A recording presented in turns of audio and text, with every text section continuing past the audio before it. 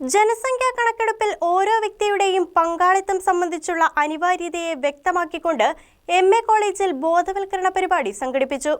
ജനസംഖ്യാ കണക്കെടുപ്പുമായി ബന്ധപ്പെട്ട് പൊതുജനങ്ങളിലും വിദ്യാർത്ഥികളിലും അവബോധം സൃഷ്ടിക്കുക എന്ന ലക്ഷ്യം മുൻനിർത്തിക്കൊണ്ടാണ് ബോധവൽക്കരണ ക്ലാസ് സംഘടിപ്പിച്ചത്.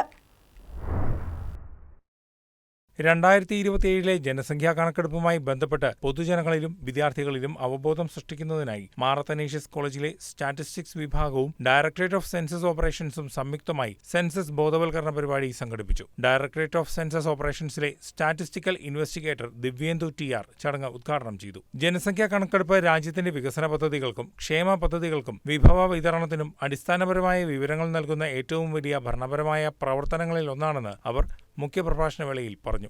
2027 സെൻസസിന്റെ ഭാഗമായി നടപ്പിലാക്കുന്ന സ്വയം കണക്കെടുപ്പ് സംവിധാനത്തിന്റെ പ്രാധാന്യവും വിശദീകരിച്ചു. ഡിജിറ്റൽ പ്ലാറ്റ്ഫോമിലൂടെ കുടുംബങ്ങൾക്ക് സ്വയം വിവരങ്ങൾ രേഖപ്പെടുത്താനുള്ള അവസരം ലഭ്യമാകുമെന്നും കൃത്യവും സമയബന്ധിതവുമായ വിവരശേഖരണത്തിന് ഇത് സഹായകമാകുമെന്നും അവർ ചടങ്ങിൽ പറഞ്ഞു. തുടർന്ന് വിദ്യാർത്ഥികൾക്കായി സെൻസസ് വിഷയത്തിൽ ക്വിസ് മത്സരം സംഘടിപ്പിച്ചു. ഇന്ത്യയിലെ ജനസംഖ്യാ കണക്കെടുപ്പിന്റെ ചരിത്രം, ജനസംഖ്യാപരമായ വിവരങ്ങൾ, 2027 സെൻസസിന്റെ പ്രത്യേകതകൾ എന്നിവയെ ആസ്പദമാക്കിയായിരുന്നു മത്സരത്തിൽ BSc സ്റ്റാറ്റിസ്റ്റിക്സ് 3ാം വർഷ വിദ്യാർത്ഥിയായ അഫ്നിത അബു 1ാം സ്ഥാനം നേടി. വകുപ്പ് മേധാവി സുധാ വി, അധ്യാപകരായ ഡോക്ടർ നിധി പി രമേശ്, ഡോക്ടർ ജിറ്റോ ജോസ് എന്നിവർ നേതൃത്വം നൽകി.